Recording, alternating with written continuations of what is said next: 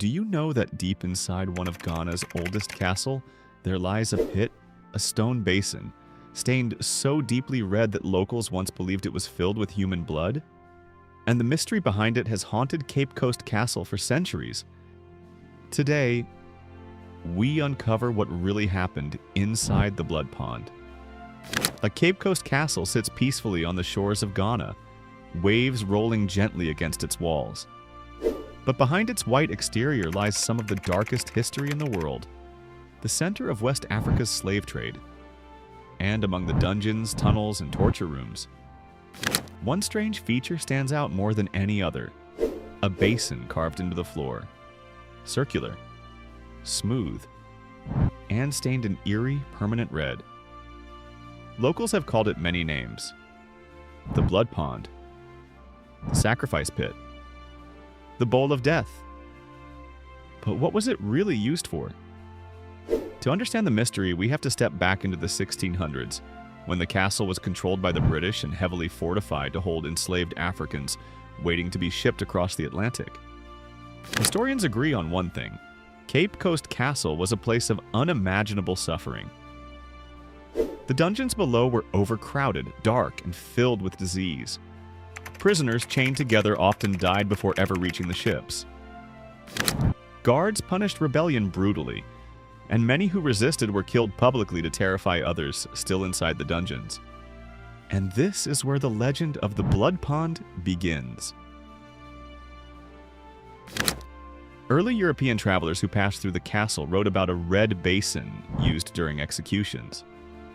Some claimed it was where the bodies of rebellious captives were thrown, their blood staining the stone permanently. Others wrote that the basin was used to wash the heads and hands of soldiers after carrying out beheadings, a gruesome ritual meant to purify them before returning to duty.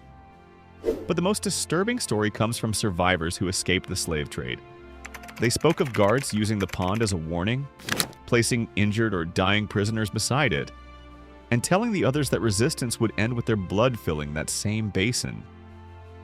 Was the stone really soaked red with blood? Or was it stained by centuries of use, moisture, iron, and the minerals in the rock? That question remains unanswered. Modern historians offer a more practical explanation.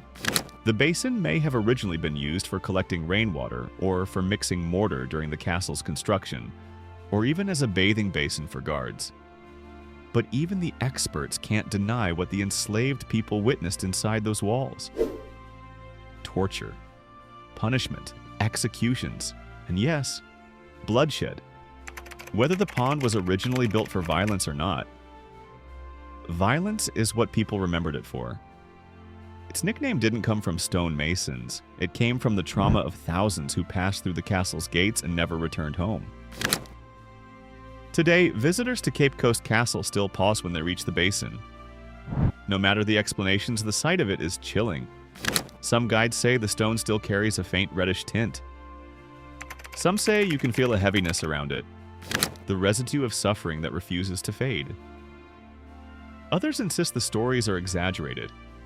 But when you stand inside that castle in the same air that millions once breathed in terror, the legend feels painfully real. The blood pond has become a symbol, not just of mystery, but of memory. A reminder that behind every stone in that castle lies a story too important and too painful to forget. If this story moved you, don't let it disappear into silence. History isn't just dates, it's the echoes of people who lived, suffered, and fought to survive. Like this video if you believe their stories should be remembered. Comment "Never Forgotten" to honor the lives lost at Cape Coast Castle, and subscribe for more shocking, hidden, and powerful stories the world tried to erase. Because only by remembering the past can we change the future.